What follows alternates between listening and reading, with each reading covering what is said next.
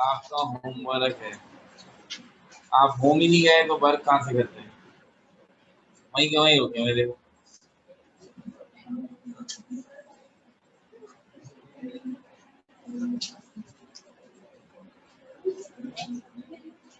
उस दिन जो रजिस्टर बंद हुआ तो याद होगा।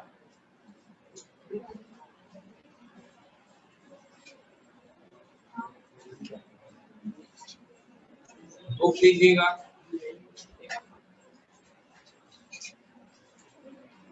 मैं कुछ खोल लेता हूँ।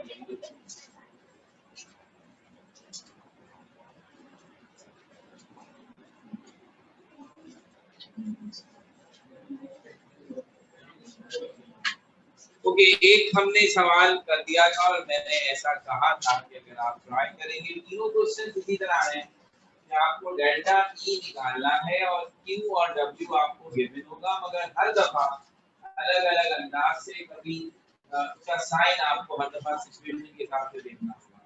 तो अब देखिए, एक सवाल हम लिखते जाते हैं, जवाब आप बनाते जाइएगा, हिसाब बराबर। आधा काम मेरा, आधा काम आपका, मिलके करना है। क्वेश्चन मैं लिख देता हूँ, आंसर आप बताते हैं। ऐसा हिसाब। It's page 163, question number 7A. If 1800 calories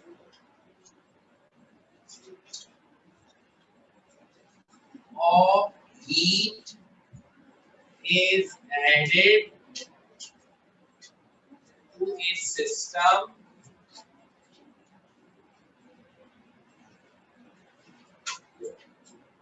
my system does work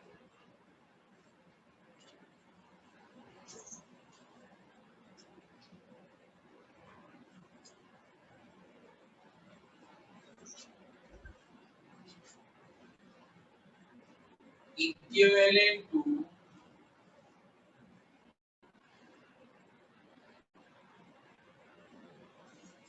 2800 calories by expanding against the surroundings.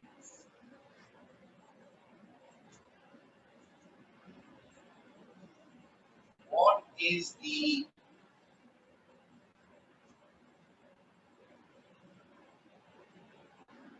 value of delta E for the system?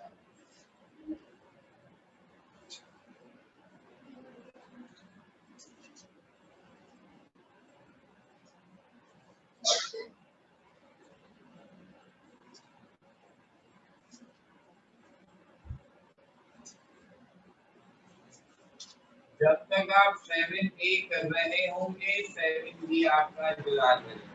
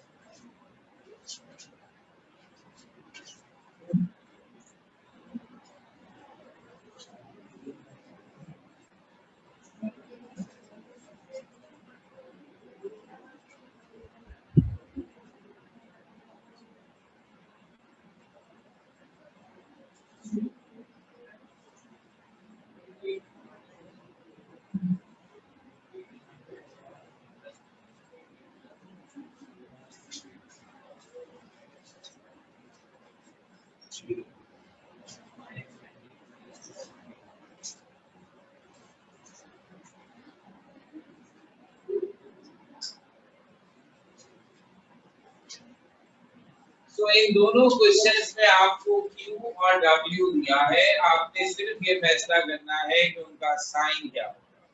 दोनों क्वेश्चंस में डेल्टा E हमसे पूछा गया है।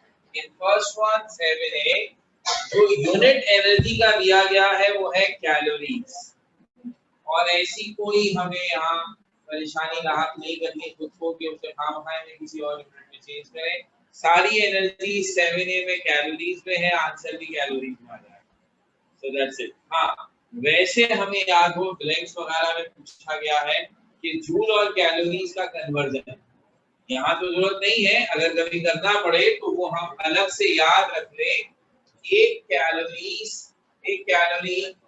4.18 जूल के बराबर है। इसे राउंड ऑफ करके 4.2 जूल भी लिख देते हैं, तो 4.2 लिखते हैं या एग्जैक्टली 4.18। तो ये अलग से हम याद रखें, लेकिन यहाँ इसको जरूरत नहीं है, कि कैलोरीज में ही रहेगा। तो अगर ट्राई कीजिए, क्वेश्चन को रीड करें, आपके 2 पेज पीछे ही लिखा हुआ होगा साइन का हिसाब किताब कि कब Q पॉजिटिव होता है और कब नेगेटिव, कब W पॉजिटिव होता है और कब नेगेटिव। अपनी अकल से तय कीजिए क्या होना चाहिए, फिर हम करेंगे तो पूरी समझ आ जाएगा कहाँ सही था और कहाँ गलत।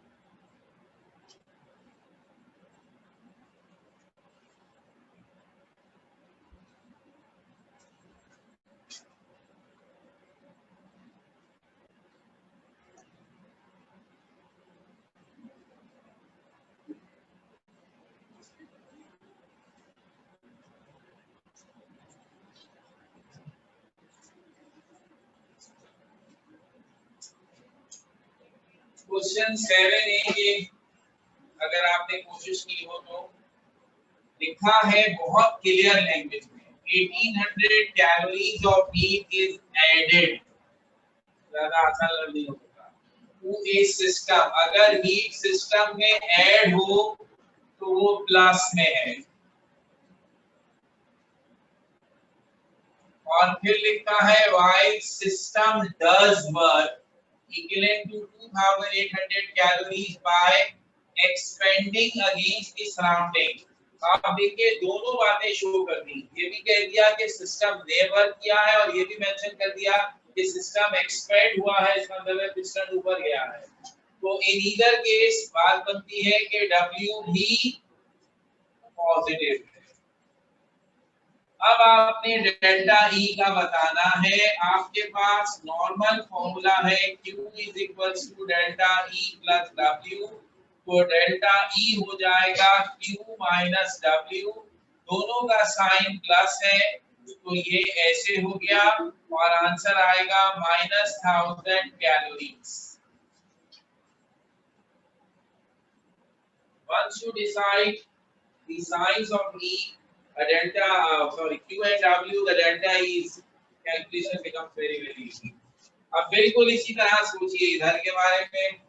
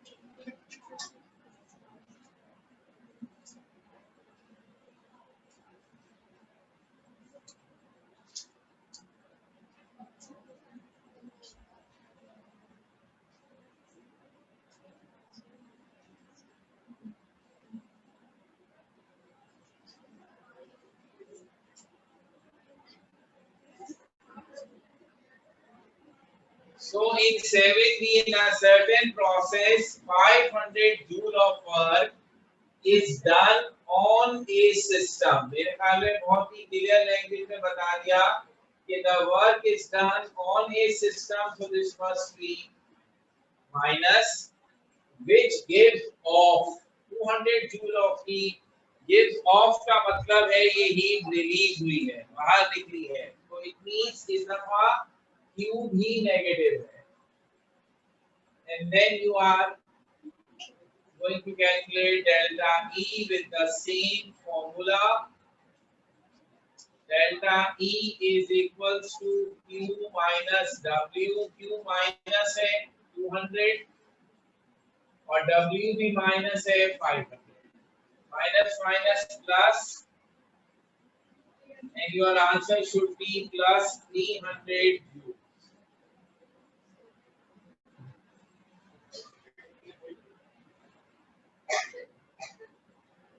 तो आसान तरीन और छोटा तरीन सवाल होने के बावजूद इस बात की वजह से कि yes there is a very high probability for the normal student or below average student to read it wrongly and to give wrong signs to W and Q, there are chances of wrong questions. तो ये है first year का कहना है ना. बावजूद इसके कि साल बहुत छोटा है, बस ये डिसीजन आपने सही ले लिया, then there is no harm, फिर कोई इशू नहीं करता.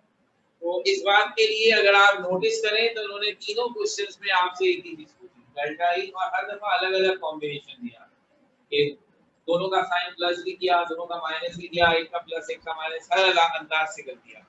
तो अब ये हो गया हमारा पहला exposure for the first law of thermodynamics, उसका फॉर्मूला और उससे रेलेवेंट न्यूमेरिकल्स.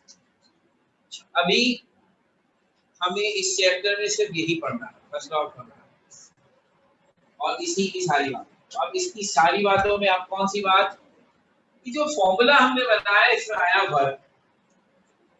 अब हम चाहेंगे कि इस वर्क का फॉर्मूला निकालना है. ये किस चीज पे डिपेंड करता है. अगर सिर्फ वर्क कैलकुलेट करना हो, ना हमें डेल्टा ई और क्यू से कोई दिलचस्पी है, तो क्या करेंगे. इस वाले को कहते हैं फोर्स इनटू डिस्प्लेसमेंट. यहाँ हमारे केस में ये किस चीज के बराबर है एग्जैक्टली. तो हम छोटी सी डेरिवेशन करेंगे for the formula of work, और उससे हमें पता चलेगा कि ये वर्क प्रेशर और वॉल्यूम पे डिपेंड करता है, इसलिए हम इसका नाम ही रख देते हैं प्रेशर वॉल्यूम. फॉर्मूला निकलेगा, आपको खुद नजर आ जाएगा. तो अब हम ये एक छोटी सी डेरिवेशन करते हैं for the pressure volume work.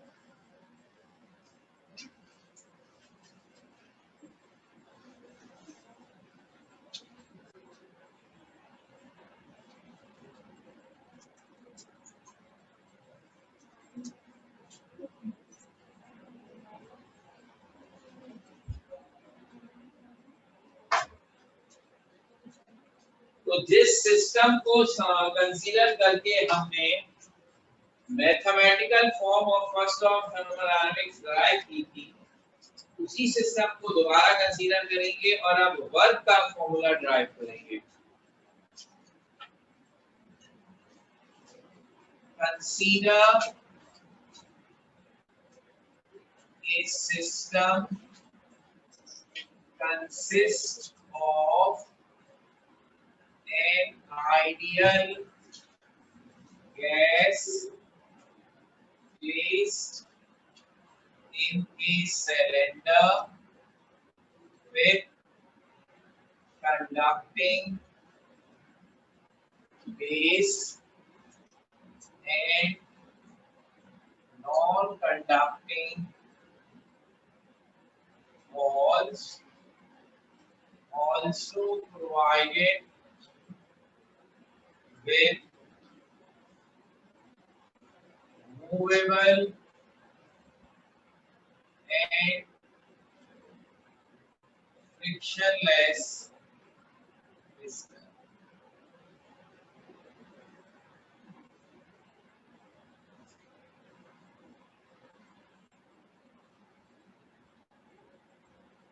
Same language, same initial paragraph जो हमने पिछली दफा भी लिखा, हमने एक सिस्टम लिया है which is basically an ideal gas.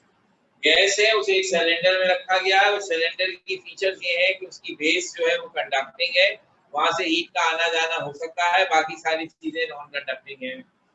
उस पे एक पिस्टन लगा हुआ है जो कि मूवेबल है और इतना आइडियल बनाया है हमने उसको कि उसमें फ्रिक्शन को भी हम इग्नोर कर रहे हैं।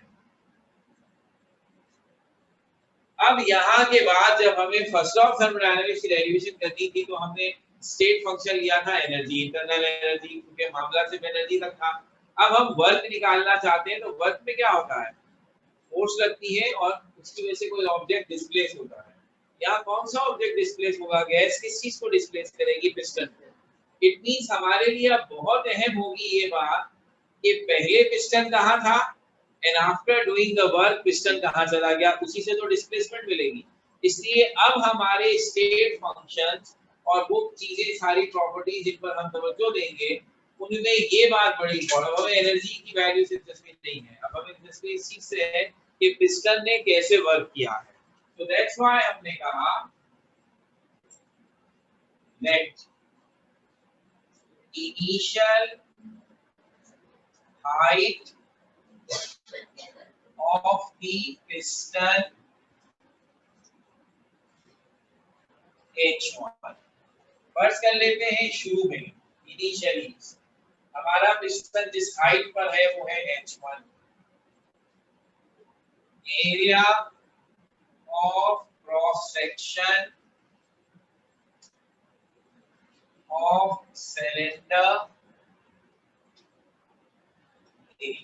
सिलेंडर गोल होता है।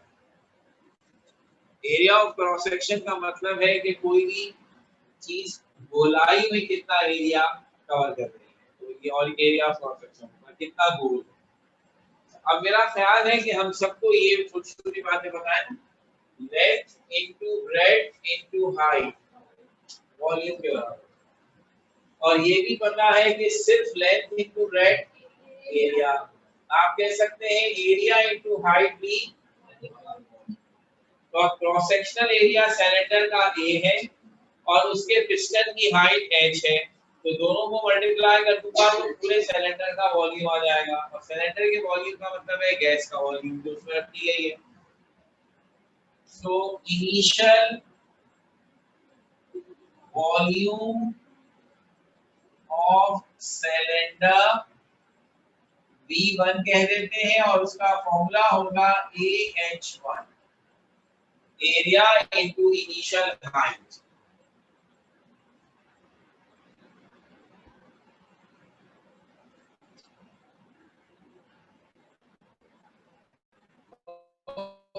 इस वक्त जो सिचुएशन है उसकी एक डायग्राम बनाएं।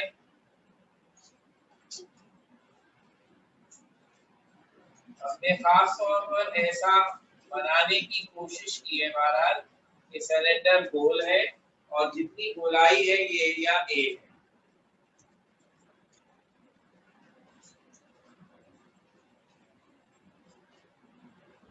ये हाइट H1 है और ये पूरा वॉल्यूम V1।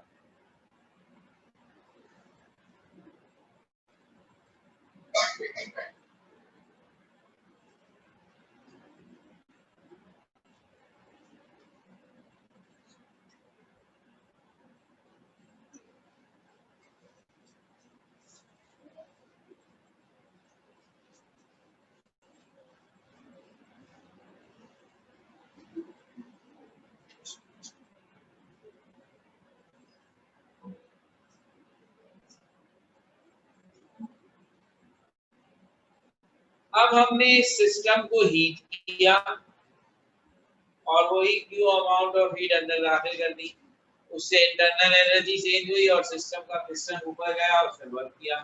फिलहाल मुझे इंटरनल एनर्जी की चेंज से कोई दिलचस्पी नहीं है। हाँ, मुझे दिलचस्पी ये है कि मैंने हीट दी तो उससे पिस्टन जो पहले H1 पे था वो कुछ ऊपर चला जाएगा और उसकी नई हाइट फर्ज कर ले H2 हो जाएगी, ठीक है ना। So suppose Q amount of heat is absorbed by the system from surroundings, and W amount of work is done by system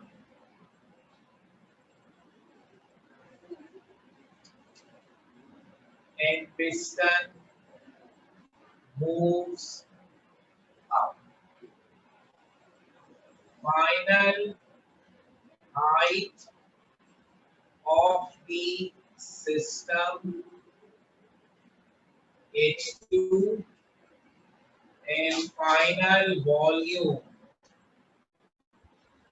of the system is V2, which should be equals to AH. जाहिर सी बात है area of cross section पे तो कोई फर्क नहीं पड़ा है। डोंट वरी अबाउट के दोबारा से बनाने की जरूरत नहीं है। नई हाइट हो गई है H2, तो when it multiply by area it becomes AH2.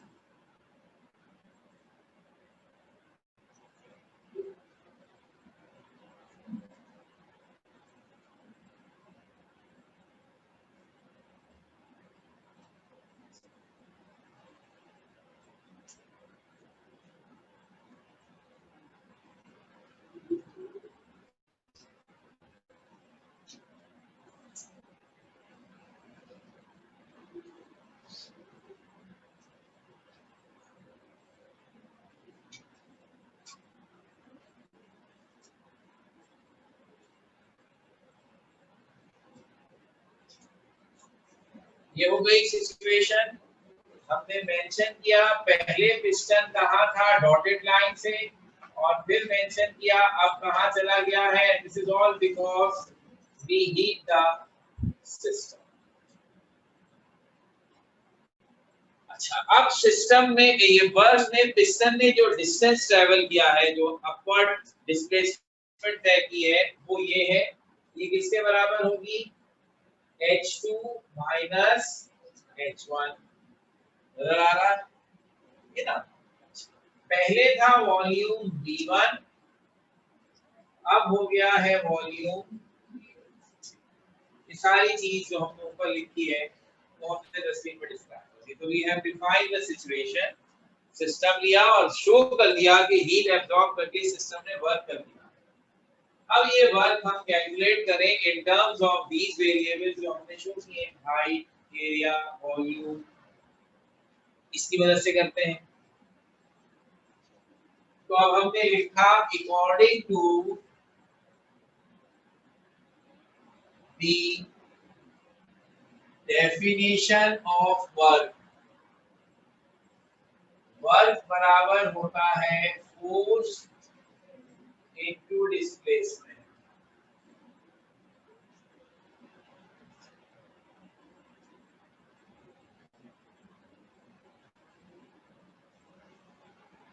Collet equation. अब मुझे फोर्स बता दीजिए, डिस्प्लेसमेंट बता दीजिए, मैं पुट कर दूंगा किसका बता। हमने कहा सिंस फोर्स बराबर है प्रेशर इनटू एरिया। सर ये कब से आ गया? हमें तो किसी ने नहीं बताया फोर्स के बराबर। देखा, बिल्कुल बताया है, आपको बताया गया था प्रेशर होता है फोर्स अपॉन एरिया। तो फिर फोर्स किसके बराबर हुई? और डिस्प्लेसमेंट हमारी डायग्राम में नजर आ रही है H2 minus, just put these values in equation 3, put in equation 3। तो वर्क हो जाएगा pressure times area times H2 minus H1। सही होगी बात? जहां F लिखा हुआ है वहां PA लिख दिया, प्रेशर इनटू एरिया। जहां D लिखा हुआ था वहां H2 माइनस H1 ब्रैकेट लगाना पड़ा, दो टर्म है। क्या मैं इसे ऐसे लिख सकता हूं?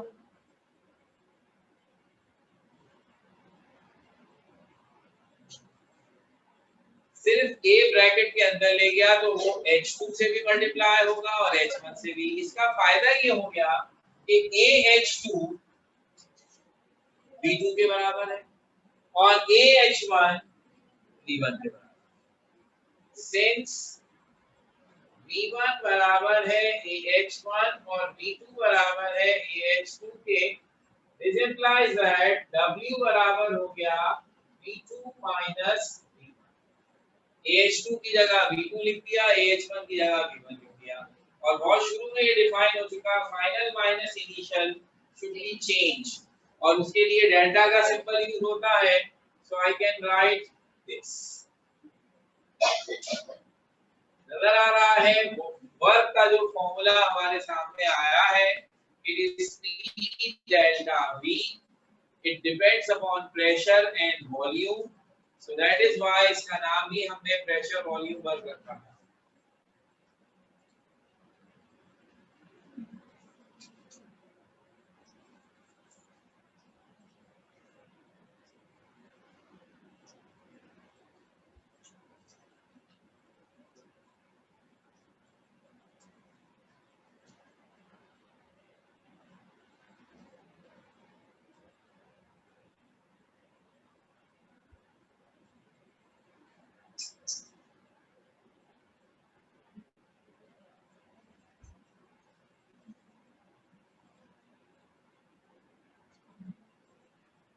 ये एक इंतहाई अहम डेरिवेशन छोटी हो, लेकिन ये इम्तिहान में बहुत ज्यादा शॉर्ट क्वेश्चन जो पूछे जाते हैं अलग से भी और फर्स्ट लॉ ऑफ थर्मोडायनेमिक्स के साथ। यानी यूं कहते हैं कि state and explain first law of thermodynamics and drive an expression for pressure volume, ऐसे मिला के भी पूछ लेते हैं। तो फिर आप पर लाजिम है कि आप पहले फर्स्ट लॉ लिखेंगे, उसकी एक्सप्लेनेशन लिखेंगे और फिर ये बड़ा क्वेश्चन। और बात डायरेक्ट वही कहते हैं, drive an expression for pressure volume पर यहां से शुरू हुआ। अब इसके आगे आप एक सेंटेंस लिख सकते हैं, equation 4 is the relation for pressure volume work।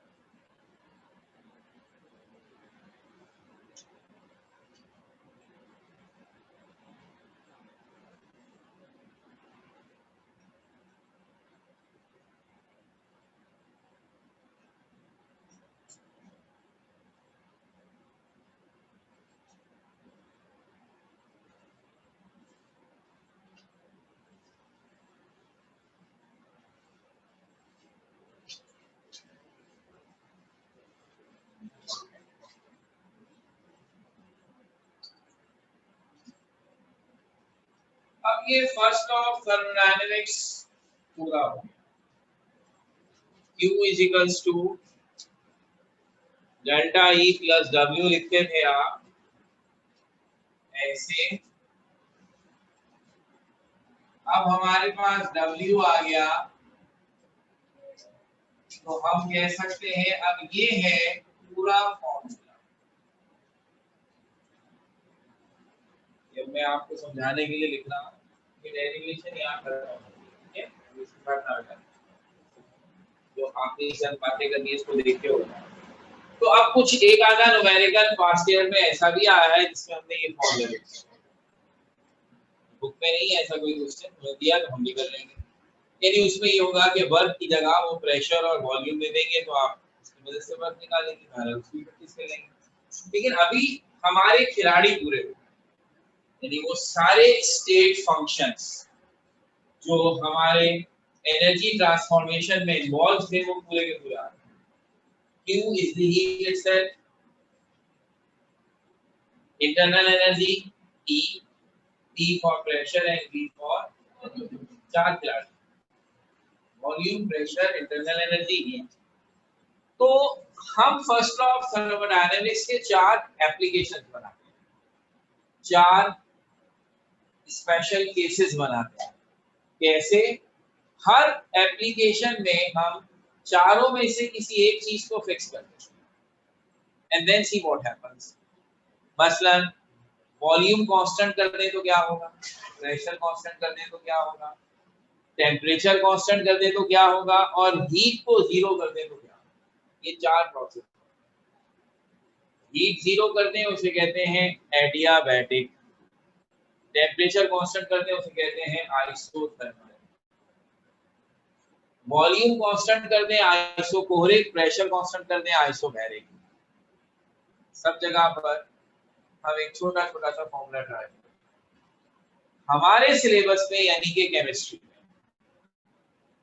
हम दो एप्लीकेशन, अगले साल फिजिक्स में जाएंगे तो चारों पढ़ेंगे, तो बाकी दोनों का नाम ले लिया मैंने, भूल जाएंगे, इससे हमको लेना देना नहीं कोई।